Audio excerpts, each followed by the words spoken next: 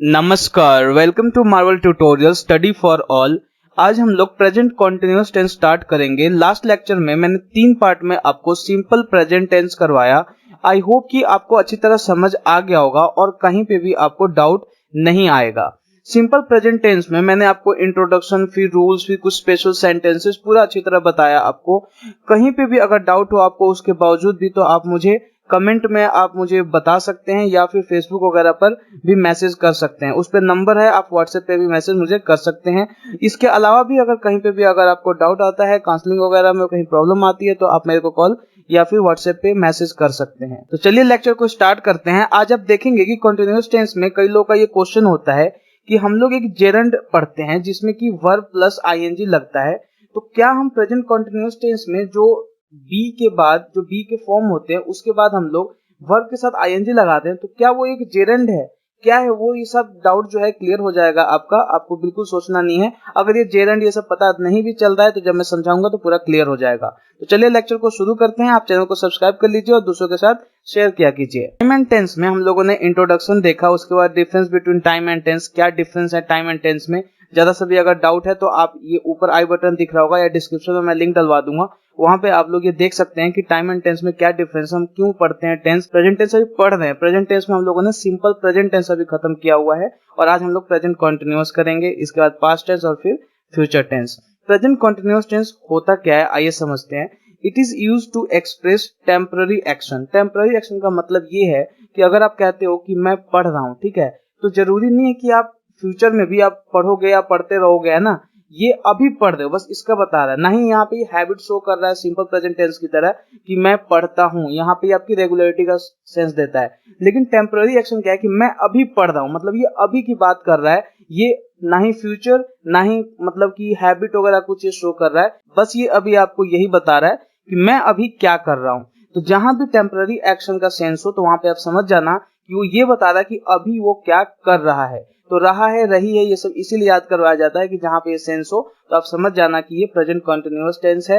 जहां पे है लगाओ, ये कर रहा है, वो कर रहा था, इस तरीके से। और यहाँ पे ये भी ध्यान रखना कि जहां पे ऐसा सेंस आ जाए कि वह 5 दिनों से करता हुआ आ रहा है, तो यहाँ पे क्या है कि कोई चीज स्टार्ट हुई थी और अभी भी वो कर रहा है, तो उस सेंस में वो टेम्पररी का सेंस नहीं होगा, ठीक है। इतना ध्यान रखना, ये चीज वो हम लोग प्रेजेंट परफेक्ट कंटीन्यूअस टेंस में पढ़ेंगे। तो टेम्पररी एक्शन में क्या होगा, जस्ट कि आप जैसे कह रहे हो कि मैं पढ़ रहा हूं, मैं पढ़ रहा हूं का इंग्लिश क्या हो जाएगा, आई एम रीडिंग। तो ये क्या है, आई एम रीडिंग, ये प्रेजेंट कंटीन्यूअस है। लेकिन अगर यही सेंस में दे दूं कि I have been reading since morning, तो ये प्रेजेंट कंटीन्यूअस टेंस नहीं है। बिकॉज ये कह रहा है मैं सुबह से पढ़ रहा हूं, मतलब सुबह से स्टार्ट किया था और अभी भी ये पढ़ रहा है।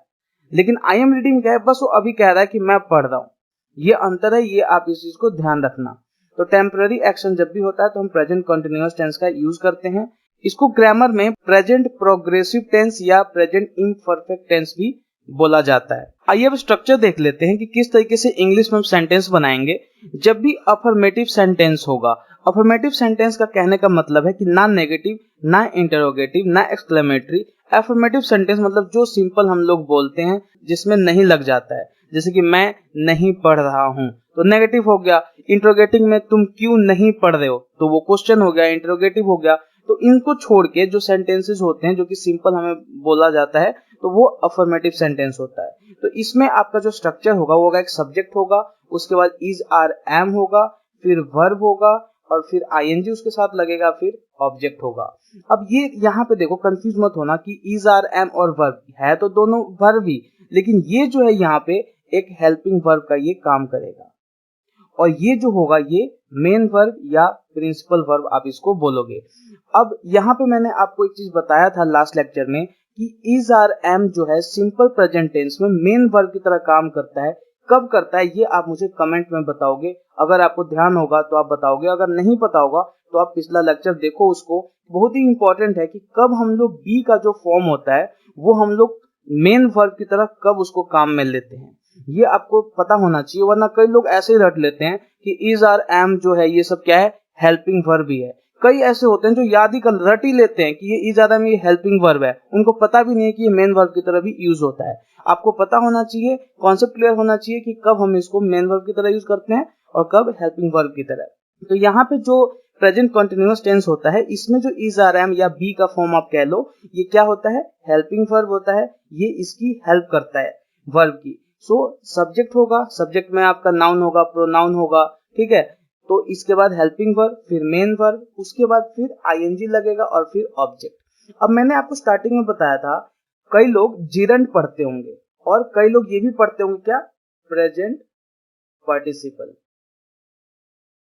और प्रेजेंट पार्टिसिपल में आपको बोला जाता होगा कि वर्ब प्लस आईएनजी यूज होता है और जिरंड में भी वर्ब प्लस आईएनजी, ठीक है। अगर इसमें कहीं भी अगर डाउट होता है कि भाई अब सर जिरंड बता रहे हैं, यहाँ पे प्रेजेंट पार्टिसिपल बता रहे हैं, ये क्या है, तो आपको नॉन फाइनाइट वर्ब मैंने इसीलिए करवाया था कि जब फाइनाइट वर्ब हम करने लग जाएंगे तो आपको ये सब डाउट ना आए। तो ये अगर डाउट आ रहा है तो अगेन मैं कह रहा हूँ डिस्क्रिप्शन में आप जाइएगा, वहां पे आपको लिंक डलवा दूंगा मैं कि नॉन फाइनाइट वर्ब में जो जिरंड और प्रेजेंट पार्टिसिपल जो हमने किया था उसको आप देख लेना।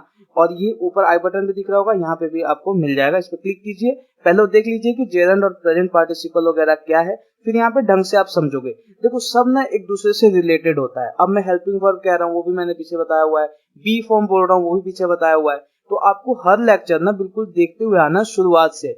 जिसको बहुत थोड़ा बहुत आता है वो तो देख सकता है, लेकिन जो बिल्कुल स्टार्टिंग से सीख रहा है उसको बिल्कुल स्टार्टिंग से ही पढ़ना पड़ेगा। तो जब जिरंड मैंने बताया था तो उसमें आपको ये बताया गया था कि जब वर्ब के साथ आईएनजी लग जाए तो जिरंड होता है और एक इक्विवेलेंट टू नाउन होता है। जैसे कि स्विमिंग है, जो स्विमिंग वर्ड है, swimming is good for our health, मान लो ये एक वर्ड है, swimming is good for our health.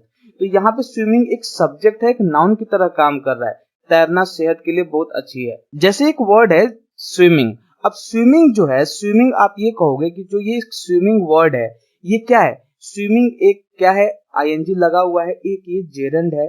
कैसे जेरंड है और कैसे नाउन की तरह सेंस देगा, जैसे मैं कहता हूँ कि swimming is good for our health, swimming जो है अपने स्वास्थ्य के लिए बहुत ही अच्छा है। तो यहाँ पे स्विमिंग एक सब्जेक्ट की तरह काम कर रहा है, सब्जेक्ट या तो नाउन या प्रोनाउन होता है, तो ये नाउन की तरह काम कर रहा है यहाँ पे, ठीक है। इसीलिए जेरंड जो है एक नाउन की तरह काम करता है।